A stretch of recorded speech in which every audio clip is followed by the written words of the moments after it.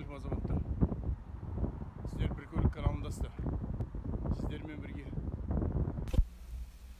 Бүгін Шкода автомобильдерін қарап солар зерттеуге тырысамыз.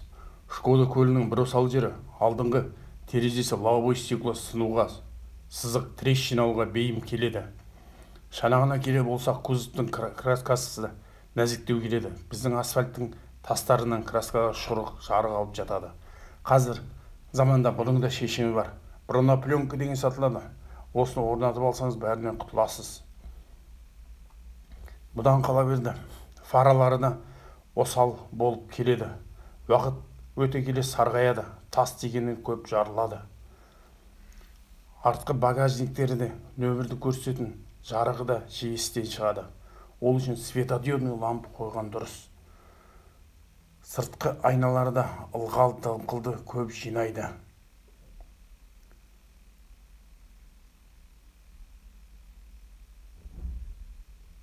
Корпуста шаң, тозаң көп жиналады. Машина жуылып шыққаннан соң біраз уақытқа дейін есіктің әйнектерінен су сорғалап, айғыздап із қалдырады. Жүргізушінің аяғының астында педальде діріл болуы ықтимал. Ол муфтаның теппесін бассаңыз қояды. Бұндай құбылыс Шкода көлігінде болып тұратын зат. Дірілдеу себебі диск сцепленияның дұрыс қызмет атқармауынан деп айтады мамандар. Шкода көліктері турбиналы моторлары турбинаның автонагнетателі актуатор істен шығуы мүмкін. Бұл үшін турбинаны түгелдей айырбастап қажет емес. Актуатор жеке айырбасталады.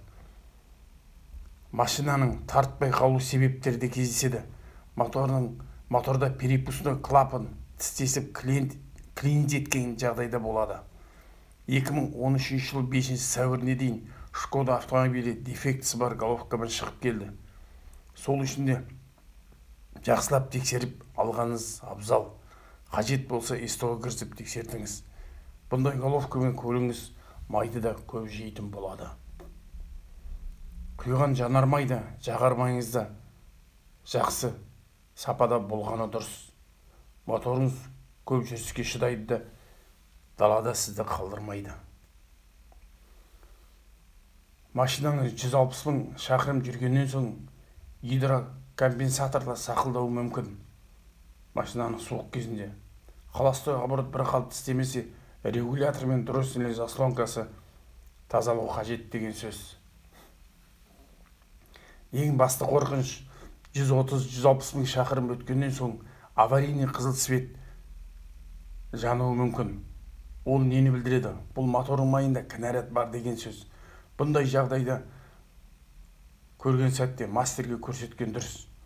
Қазақылыққа салып өзі өшеді деп ойламаған абзал. Себебі темірді темір тез жеп қояды. Көріп отырған видеоңыз ұнап жатырса, лайк басыңыз, комментарий жазып отырыңыз. Ол маған алға құлшыныс береді. Астына тіркеліп кетіңіз. Келесі видеода өткізіп алмас үшін.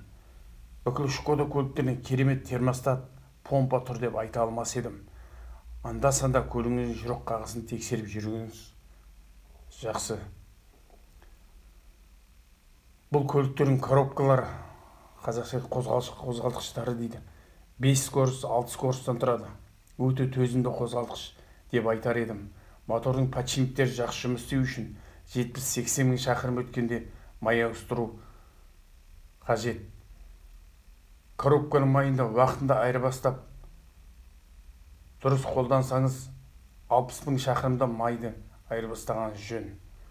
Шкоданың бір қуантар жағдайы 15 дюймдік дөңгелекпен жүретіні.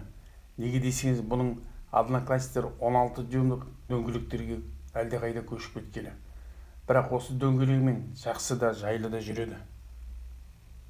Көбінесе бұл машиналар салонның жайлылығы үшін бағалайды. Өз атымен атасақ, спинка клева деген атпен адамның жанына жайлы етіп істеуінде. Жүргізушінің астында жұмыс істегенде киетін жекеттің болуы. Пөтелке қоятын екі ортада орынның болуы. Бензобактың қақпағанда терезе қырғыштың болуы сияқты ыңғайлы тұстары бар. Қолда ұсталған машинаны жақсы көретін біріншіден көбінесе Шкоданы қарайды. Шкода көліктер безімен жүретіндер 1-2-ден бастап 1-8-ге дейін жетеді. 86 аттың күшінен бастап 180 аттың күшіне дейін тең.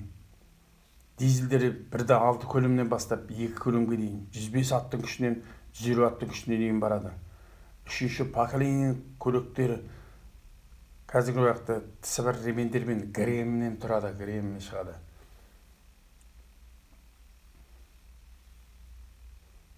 Бұл 2013 жылы шыққан 3-ші поколение автомобиль сұранысқа ие. Бағасы да өте қызықтырғандай, мені сатып алшы деп тұрғандай. Сіздермен бірге бір көлік каналы. Келесі видеоны өткізіп алмас үшін каналға тіркеліңіздер.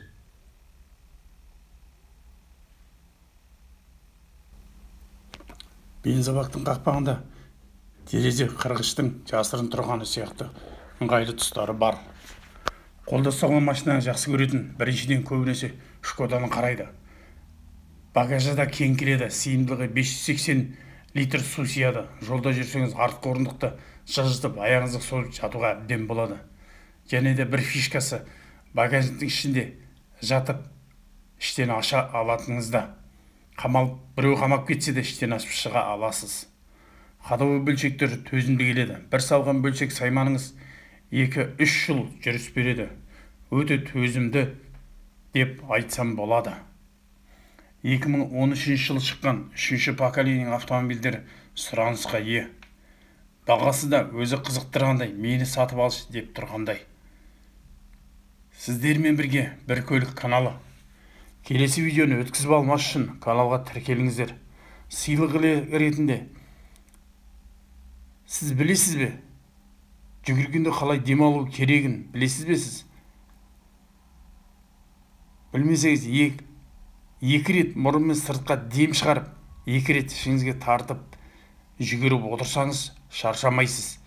Мен өзім күнде 5-те тұрып, осылай жүгіріп жүрмін. Ешқандай қиналыссыз.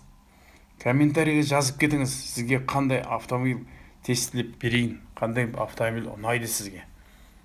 Және де сыйлық ретінде мынау Дубайда адасқан кезіндегі көшесін аралап жүргенде түсірген бейне роликті қарай отырыңыз. Хош сау болыңыз. Амандықта жүздескенше.